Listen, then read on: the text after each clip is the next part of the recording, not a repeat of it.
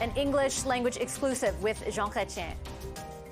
I never lose my cool. There is always a solution to any problem.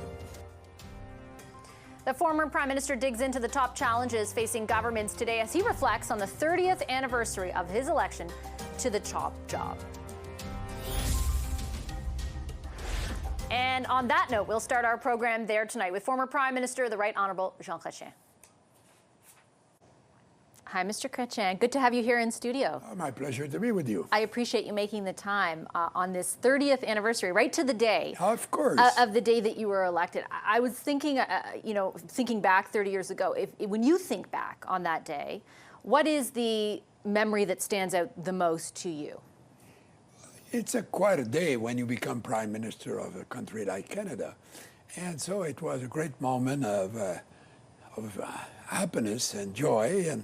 But I knew what I was facing. I knew that it was not to be a holiday, that the work was to start right away. And in fact, the first phone call I had in the morning was with Bill Clinton, who was a president of the United States. I remember because I said to my grandchildren, come with Grandpapa in the bedroom and we'll talk with the President of the United States. So they were all listening. But after congratulations, he moved right into problems. Right. Because he was, NAFTA was not signed yet. You said basically that you knew that what you were getting into. You knew that the set of challenges that faced you. I wonder, though, was there anything initially that came as a surprise when you look back now and reflect on it? Not really. No. You know, of course, the finance of the nation were in very bad shape, but I knew that. You know, when the people look at the problems today, just to give you an example, inflation was 11%. Unemployment was 11%. We were spending 35 cents in every dollar of tax to pay the interest on the debt.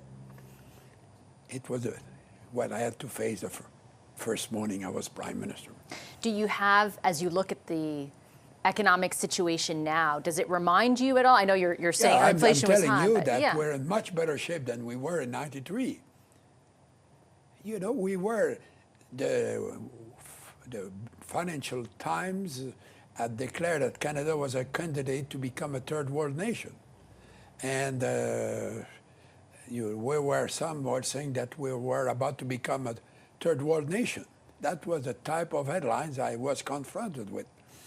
And but I knew that because I had been, on the Hill for years.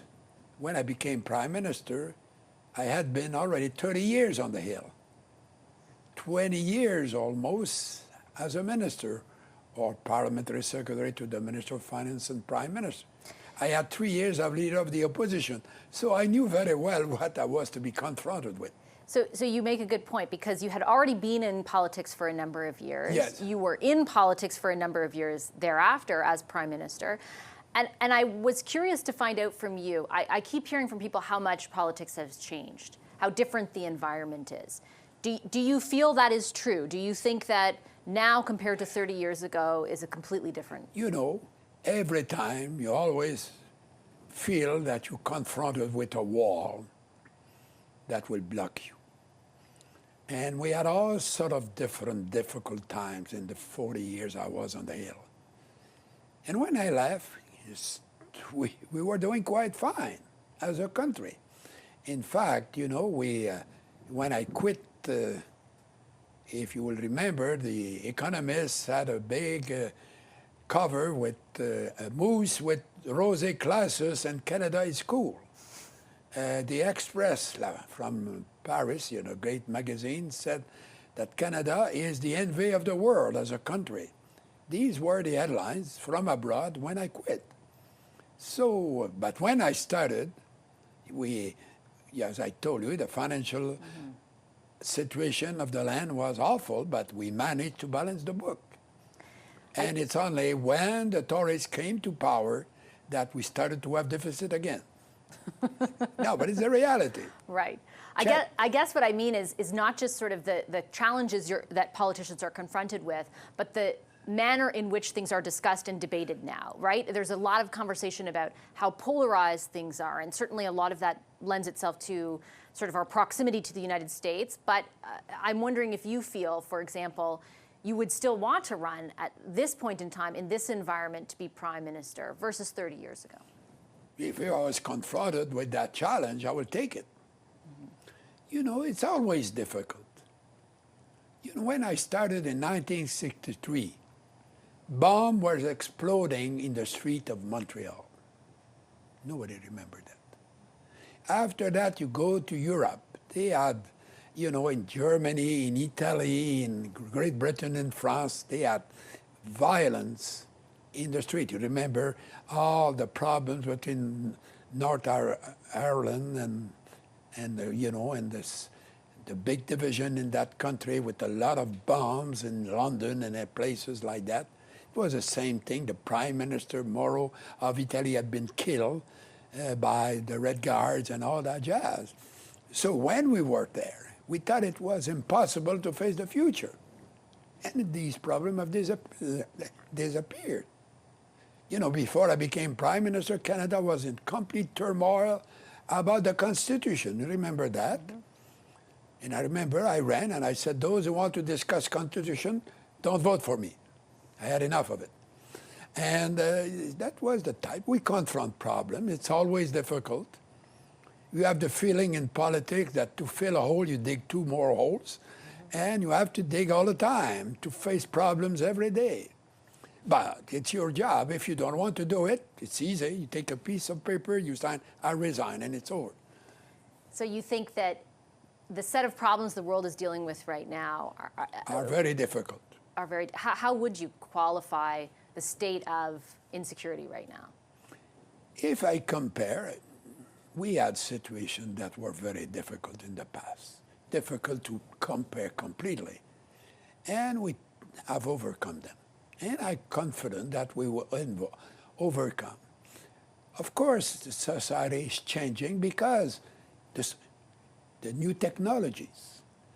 And people complain. In the old days, they would complain in the beer parlor. Now they write it from home, and you, the press, you read it. You were not in the taverns to listen to their frustration. Right. So you read it, and it's easy for you. You just read a couple of that, and you have a story for today. It makes your life much easier. And if you have 10 guys who complain on these new machines, you say, oh, the world is upset. Mm-hmm. While it might be just a couple of dozen who have written these stories. Do you feel that social media has distorted reality? No, it's a new challenge that we have to face. When I became a member of Parliament, there was no TV. So I had not to come to meet you to speak. It did not exist. Mm-hmm. In the House of Commons, we had no television. In those days, in the House of Commons, we didn't have the right to read anything. We had to get up and speak. It was fun. Today, they all come with speeches prepared by kids in the office, and it's dull as hell, rather than have a real debate like we had in those days.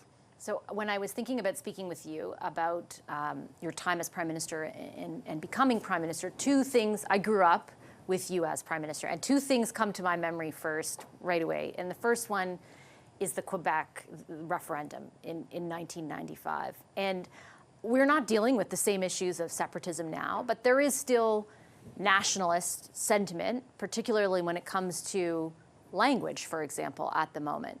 I'm wondering from your perspective, federal politicians are hesitant to weigh in on things that happen in Quebec at the provincial level. Would you be weighing in on, for example, the announcement around doubling tuition for out-of-province students? Do you think federal politicians should talk about it? I don't want to be the Monday morning quarterback. I don't want to be the mother-in-law. It's difficult to confront, but I would be confronting the problem. I was known to do. But I'm not there anymore. So I'm not to speculate. You know, we have people who have been elected to deal with the problem. And if they want my advice, they can call me. But I'm not in politics anymore. Would you be worried about the overall kind of identity or unity, the question of unity in the country? Do you think it's much less of a problem than when I was there? Yeah. You know, everybody was terribly upset, you remember? One day I made a statement, they were all mad at me. I said, we're stuck in the bank, snowbank. Don't worry, a little bit forward, a little bit backward, and we'll be back on the road. I never lose my cool. There is always a solution to any problem. So we have to be patient. We have to be moderate, which is why I'm a liberal. I'm a dead center, so that I'm not a doctrinaire. And I borrow any good ideas who are around there. Because sometimes people would say, me, he's stealing our ideas. But I said, if you don't want me to steal your ideas, shut up. Don't tell me to do something, and when I do it, you blame me. So that was my style, and I had fun doing it. The other memory I have very clearly, and I'm sure many Canadians watching tonight will share it, is the position you took on Iraq. And I think now as we watch another war unfold in the Middle East, many of those Canadians would be wondering, I guess, your advice to the government as they navigate their own position and differences among even their own caucus about the importance of taking a position, and your thoughts on that. You know, I'm not following that closely, so I don't know all the elements to pass a judgment at this moment.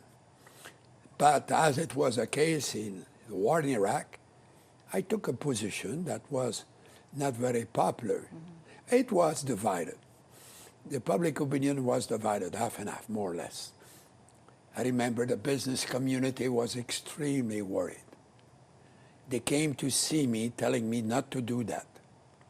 And I remember I told them, okay, they were afraid that the Americans were to retaliate against us.